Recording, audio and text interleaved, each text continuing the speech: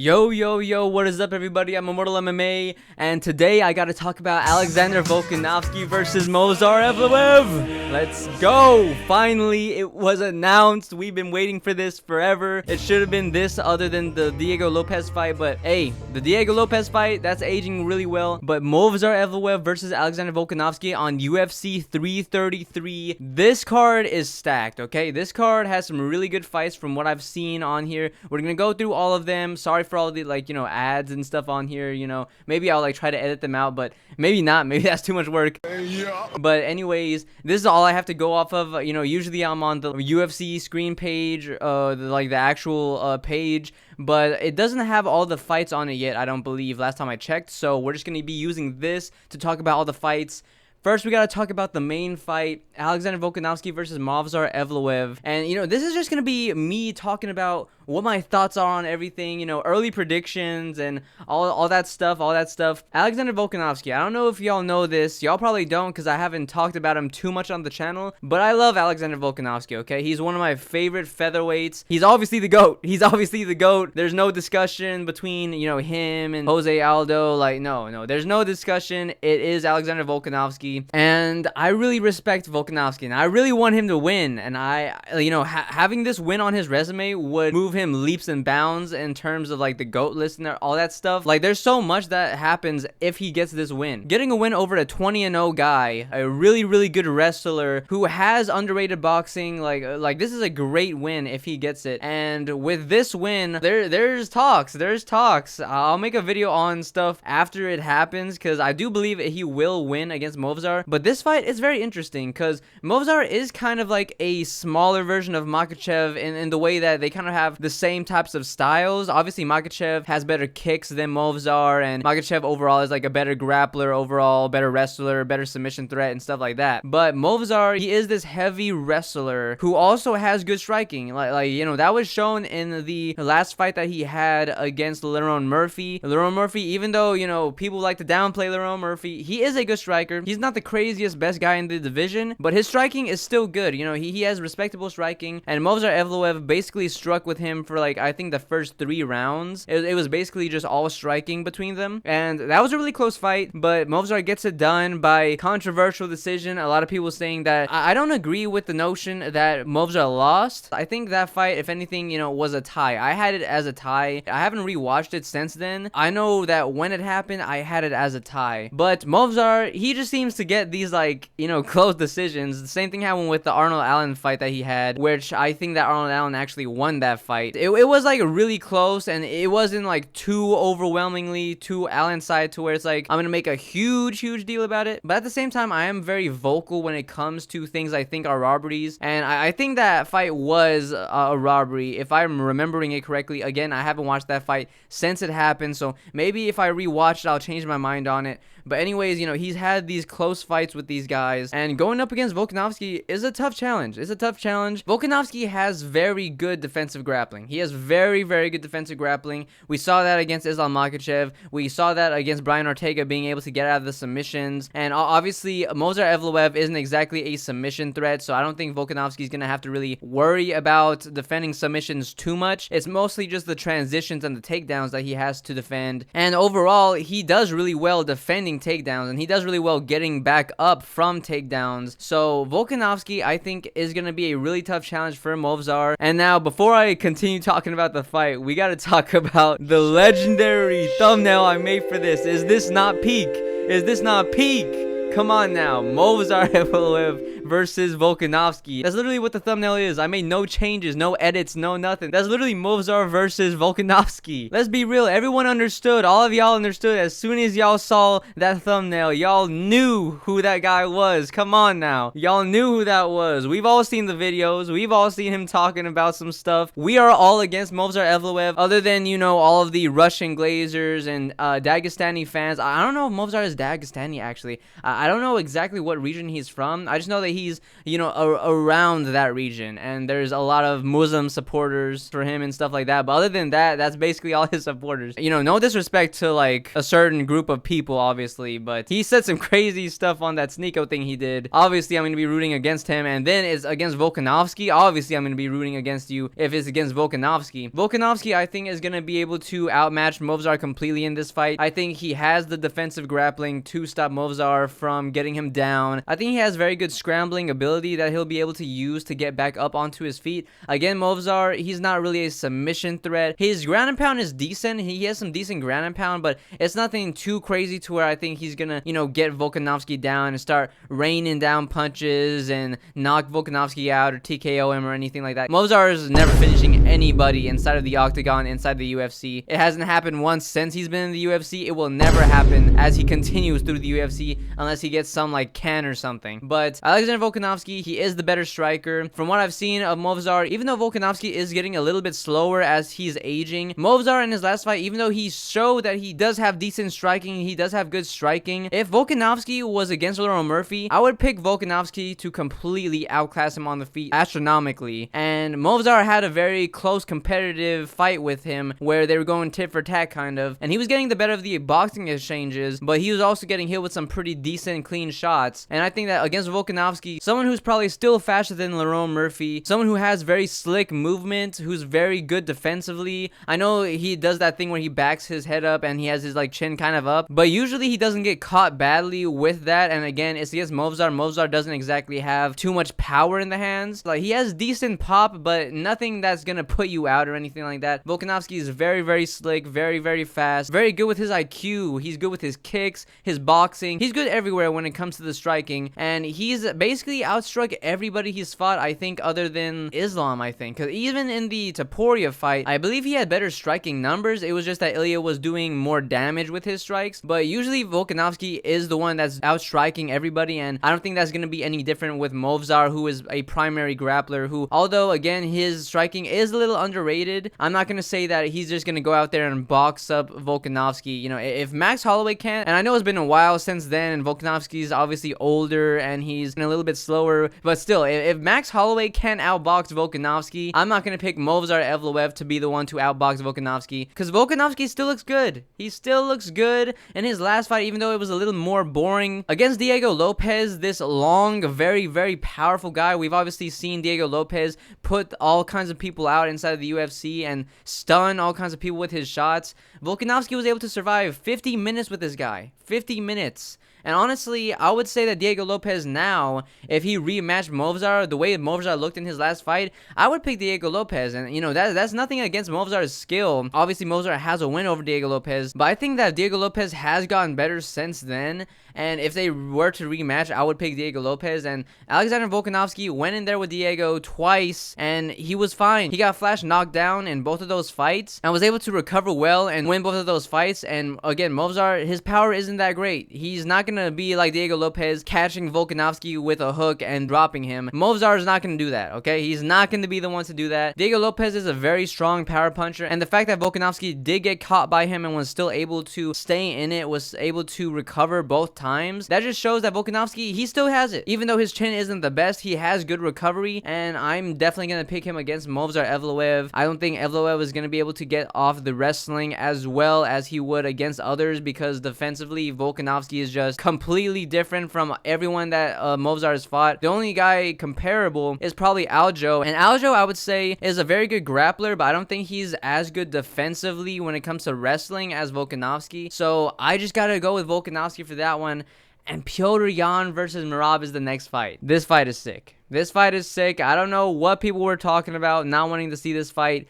Come on now. You know, the first fight, it was a complete wash by Merab. The second fight, it was a complete wash by Petr Yan. I know it was a little closer than people say. Like, if you rewatched it, it was a little closer than what people say and act like. But Petr Yan still clearly just, like, beat up Merab most of that fight. And this is a really interesting fight because Merab is not going to be drained. He's had some time off now, and he's still competing, but obviously he's just not in the UFC. He's done, like, a few wrestling things. So he's going to be fresh. I'm not going to say that that's the reason why he lost the last time, but that could be a deciding factor. And at the same time, Petr Yan has had, I think, a back surgery since last time they fought, so there's some interesting things like to think about going into this fight, because Petr Yan, we really don't know how he's gonna look after having a surgery. I'm sure he'll look fine. I'm sure he treated it well and everything, and you know, he's recovering well, but it might be a factor. It might be a factor. We don't know. This fight is really interesting because really, I think the difference from the last fight they had compared to the first fight was, one, Merab wasn't able to use his calf kick well. You know, in the first fight, Merab did hurt Petr Yan with the calf kicks, which kind of changed up how that fight went. In their second fight, one, Merab barely threw any calf kicks, and when he did, Petr Yan would use his like knee point to stop Merab and, you know, check his leg kicks. And then of course there's a talk about Petr Yan's hand being injured in the first fight, so that obviously also played a factor, because in that fight you saw that he didn't throw that hand much. Petr Yan, I think he gets this. I think Petr Yan gets this again, even though I want to pick Merab, because I have a feeling that it's like, oh, you know, Merab, even though he lost badly this last time, I just have a feeling that he'll be, you know, completely fresh now, and it's, you know, his time off and all that. But I just think that come fight night,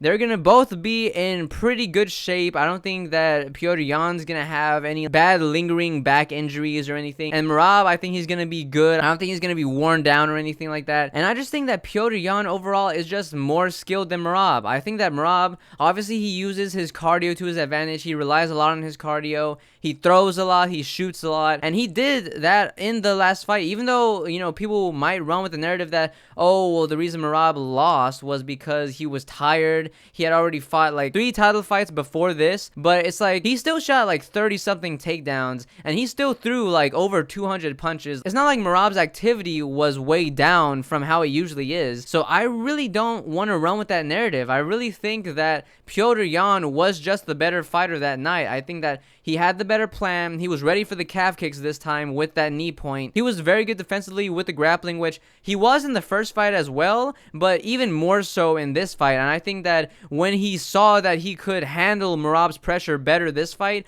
he got more confident. He was doing his own takedowns to kind of just like wear on Merab's mental. And I just think overall Petr Yan's striking will get it done. I think his jab is going to open up the nose of Merab again. And I believe Yan is basically in his prime now. I believe this is the best he will be. I believe this is the peak of his career. He is 33, so he is getting a little bit older. But physically, his last fight with Merab, he looked the biggest that he had, at least to me. And technique-wise, he was using his jab really well. He was using his grappling really well. His striking was just on point. The body kicks were there for him. And obviously now Merab is going to have to think about that a lot when it goes into this third fight, because the body kicks really hurt him in that last fight. And if Petr Yan starts doing that again, and maybe even earlier this time, that could be real problematic for Merab. So I would probably, as an early prediction, go for Petr Yan, but I'm not completely certain, because maybe Merab just overwhelms him this time. Maybe he has a better game plan that, you know, he talks through with his coaches and stuff like that. I'm not completely decided on this one, unlike the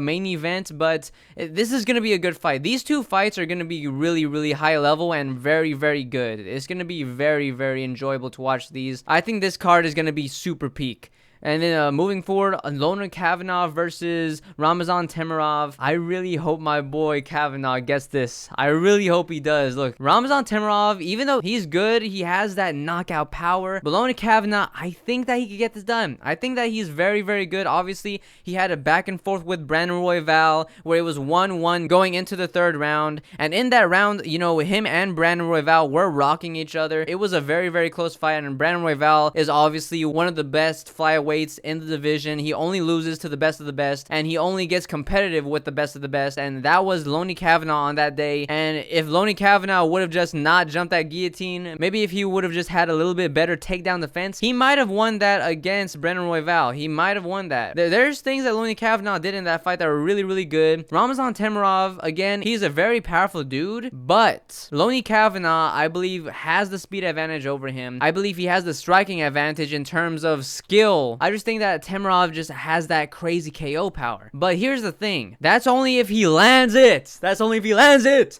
My boy Loner Kavanagh is going to get this done. I don't care what anyone says. I don't care if anybody's looking at his last performance and going, oh, he was always overrated. He lost to Brandon Royval. Like, are we gonna act like Brandon Royval isn't him? Put some respect on Raw Dog. Raw Dog has only lost to Vaughn and, you know, Pantoja and what was the Manel Kopp. Like, he's only losing to the best of the best. And he was that close to losing to Kavanaugh. That's how you know Kavanaugh is really good. Kavanaugh is good, okay? And Ramazan Timirov, like, yes, he beat my boy Urseg, and that hurts me. That hurts me. But Urseg was low-key doing fine in that fight up until he got clipped. Like, he was doing fine in that fight. He was finding his range, and then he got rocked. And as we all know, Urseg doesn't have a good chin. He's gotten rocked by basically all of his opponents in his last few fights. He doesn't have the best chin. Lonnie Kavanaugh, I'm not gonna say he has the greatest chin either, but I've seen him eat shots, okay? I've seen him get rocked and be able to survive. Obviously, he got knocked out by Charles Johnson, but it's Charles Johnson. He, you know, the same guy that just hit a Scottish twister, but then couldn't finish a dude like Bruno Silva. Like, he's just all over the place with his fights, okay? So I'm not gonna say that Lonnie Kavanaugh sucks just because he got knocked out by that dude when he was clearly winning that fight before the knockout. And I think that Ramazan Timirov, after the first round, is gonna get more gas than Kavanaugh. I think even though Kavanaugh's big weakness is his gas tank, I believe that he still has probably a better gas tank than Ramazan. He has gone 5 rounds with Brandon Moreno. He has been in a fast-paced war with Brandon Royval. Even in that Brandon Royval fight, even though he started slowing down, it wasn't to the point of where he wasn't able to do anything. He was still rocking Brandon Royval in that 3rd round after he was starting to gas, and that was a very, very high-paced fight. I don't think it's going to be the same type of pace with Timirov. I think that Lonnie Kavanaugh is going to be able to stay on the outside, find his shots with the hands. This is a very close fight, though. Timirov, I wouldn't be surprised if he catches Lonnie, but I'm going to say that Lonnie does get this done because of the reach advantage, because of the speed advantage from what I've seen, because of the footwork. I believe Lonnie can definitely get this done. My early prediction is Lonnie Kavanaugh by decision. The reason why Lonnie Kavanaugh lost that fight against Brandon Royval was because of the grappling. If it stayed a stand-up match, he would have won against Brandon Royval, but Brandon Royval used the grappling to submit Lonnie Kavanaugh, and I just don't see that happening with Timirov. It's going to be a striking battle, and I will pick Lonnie Kavanaugh all day for that. So, you know, moving forward, we have Alexander Volkov. Look, they got Alexander Volkanovski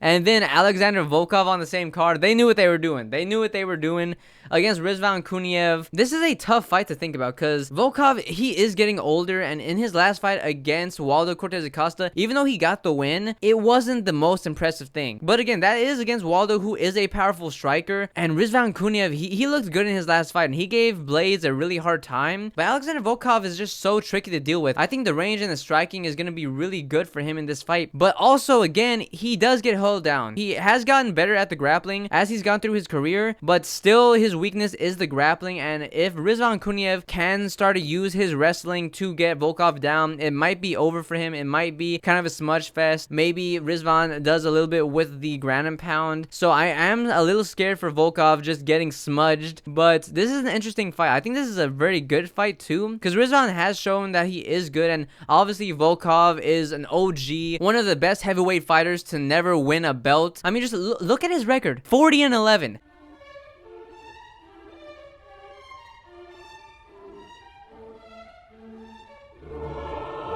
This guy has 51 professional fights in MMA. That is insane. Do you know how many people get to that amount? Not many. Not many MMA guys can say that they got to that amount of fights. This guy is an OG. You know, he is a little older, but this is obviously heavyweight, so the age difference isn't as bad as it would be in a lower weight class. So I think for an early prediction, I think I'm going to go with Volkov. I think that he'll be able to use his range to just kind of calf kick at Rizvan Kuniev, maybe land the jab on him every now and then. I think it might be a boring fight. I just have an inkling. I have like a suspicion that it will be. But it's definitely an interesting matchup. So I will go with him as my early prediction. Then we have Arnold Allen versus Aaron Pico. This is going to be fire. Aaron Pico has no chin. Arnold Allen has a chin. Aaron Pico is a good boxer. Arnold Allen is also a good boxer. Aaron Pico obviously has crazy good wrestling, but Arnold Allen, as we saw his fight with Melchizedek Acosta, is very good with the grappling, and we've seen it in other fights as well. Arnold Allen, I'm gonna go with him to win by knockout. I don't care. Aaron Pico, like, he has power, he's good. Aaron Pico is really good, but his chin is just not there. His chin is just not there. And Arnold was rocking Movsar Costa bad in their fight. He has good striking. He doesn't have the craziest KO power, but he does have some decent KOs on his resume. He did KO Dan Hooker. He was so close to KOing Movsar Costa. I think that Arnold Allen gets this done by chinning Aaron Pico. I want Aaron Pico to succeed. I wish they would have just given him a different matchup. I wish they would have given him like some easier matchup, because I feel like Arnold Allen just starches him. I don't know if that's just me underestimating Aaron Pico, but I just have a feeling that Arnold Allen just completely starches Aaron Pico in like the second or third round, just puts him out. I just have a feeling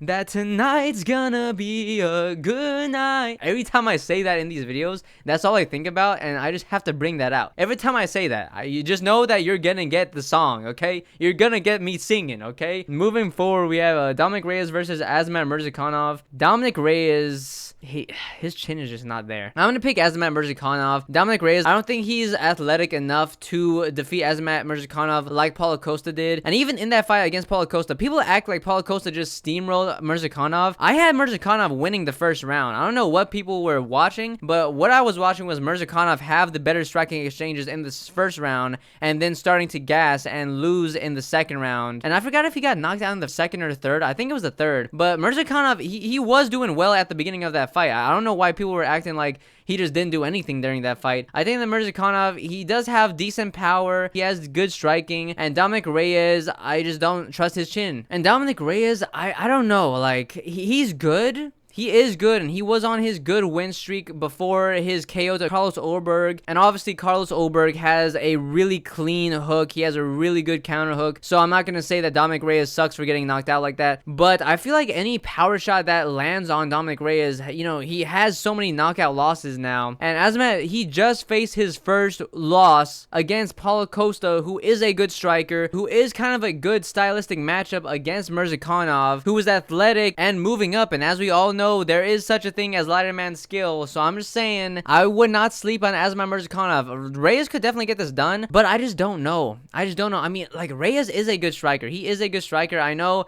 it's hard to tell from his last fight against Johnny Walker where nothing happened, but I don't know. And it's Southpaw versus Southpaw. That always complicates things. I'll have to think about this fight more and do some tape study as it gets closer. But for now, my early prediction is Azamat. Moving forward, let's speed through these last three, because this was kind of like the last big fight. These aren't like no-name fights or anything, but I think they're just not as big names as these up here. Cam Rouston versus Abus Magomedov. I probably have Cam Rouston in this one. Abus is good for the first round. He's a great first round fighter. After that, his gas tank completely goes away. He is kind of like the number 15 guy, or like the number 16 guy, where he beats everyone outside of the top 15 level. But I think Cam Rouston does have top 15 level written all over him. I think his striking is just very, very good. It will be interesting seeing the grappling defense by him, because I think Abus will use his grappling in this fight to mix it up and try to get a submission against Cam Rouston. Because if it stays on the feet, I just have a feeling Rouston pieces him up, because Rouston is a very, very good striker. They have the same reach, but I feel like Cam Rouston uses his reach a little bit better than Abus. He is a little bit more accurate. He is a little bit more active, and I could definitely see him pouring it on in the later rounds against Abus. So early prediction, I would go with Cam Rouston by knockout in the later round, probably like the third round. Then we have Nikita Krylov versus Abdul Rahman Yakhyayev. Yakhyayev is gonna absolutely destroy Nikita Krylov. I'm sorry, Yakhyayev just got like an 8-second KO in his last fight, and he's finished like all three of his opponents so far in the UFC. He's looked really good. He's good at the striking. He's good at the grappling. I think he knocks out Nikita Krylov. Nikita is on his way out of the sport at this point. He has gotten chinned quite a few times in the UFC, and he just got completely whooped by Robert Whittaker and got his jaw like broken in that fight. I don't know if it actually wound up being broken completely or anything like that, but he obviously got completely destroyed by Robert Whittaker. And I just think the danger threat from Yakhyayev is just so overwhelming. I think he has really good power. I think he has really good grappling. The dude's 25 also. Like, this guy's so young. This guy is gonna be something, okay? 10-0 Yakhyayev. Watch out for this guy. He is gonna be something in this division. I have him by KO in the first round against Nikita Krylov. Moving forward, the last fight to talk about, Grant Dawson versus Nurulo Aliev. So, I'm gonna be honest, even though I am a hardcore, I have no idea who this dude is. I have no idea. Who is Aliev? Who is Aliev? I've never heard of this guy. I have never heard of this guy. I don't know if I just don't remember his face or don't remember his name. Like if he's fighting the UFC, I've obviously seen him because I've not missed a single card. But whoever he is not memorable, okay? He's not memorable. I don't know if he's like some really good. I mean, he's 12-0, so obviously he is good. But is he Grant Dawson good? I don't know. I don't know because I don't know anything about Evloev. So I'm just going to have to go with Grant Dawson by default. I mean, Grant Dawson is a top 15 level guy. He really only loses to really good strikers. His stand-up is not very good, but his wrestling is very, very elite. His jiu-jitsu is pretty good. His ground and pound has looked better as he has had more fights in the UFC. So I would definitely go with Grant Dawson for this one from what I know, which is obviously nothing about Evloev. So obviously I'll you know, say whatever in the future. When the fight comes closer, I'll be able to do some tape study and see what this fight is about. But that's going to be it for all of these fights. You know, I'm going to pick all of these guys early. Who knows what happens between then? I'll do some tape study and maybe my picks will change. But overall, the main thing to take away is Alexander Volkanovski will retain his title against the pedophile, Movsar Evloev, and he will continue etching his name into history, gaining more elite wins, furthering himself in the GOAT conversation. And this fight is really a toss-up for me, so it'll be really interesting seeing all these fights are so good. All these fights, from what I see, are very, very good. They're going to be really entertaining from the looks of it. Again, the only one that I really think is probably going to be boring is this fight, but everything else just looks really, really good. So I cannot wait for this card. My boy Alexander Volk, y'all don't know, I am a Volk glazer. I love Volkanovski. The only person I like more than Volkanovski inside of featherweight would be Diego Lopez. That's my boy Diego. I always root for my boy Diego Lopez. Don't even play with me. No. But Alexander Volk is number 2 for me. Alexander Volk, he's up there, okay? He's up there. He's one of my favorites, one of my favorite champions, one of my favorite fighters. I love his cooking with Volk. That's all. Oh man, that's making me hungry. I really want me some Volk. Oh, whoa, now. Wait, pause. I didn't mean it like that. Of course, I had to say something sus during this video. I already knew I had to let something slip. I always say something sus. If you enjoyed this video, if you agree with my takes, you know, let me know in the comments. If you don't agree with my takes, let me know in the comments. Let me know how much you like that thumbnail. Look. Let's just say the past day, I have been cooking on 4 different thumbnails for my next like 4 videos, including this one. I have some generational thumbnails, okay? No MMA YouTuber does it like me. No one makes thumbnails like me, okay? Y'all will see. Y'all will see when it comes up. But anyways, I hope y'all enjoyed this video. If you did, smash that like button, smash that subscribe button, comment down below, let me know all of your thoughts, and I will see y'all in the next video. Peace.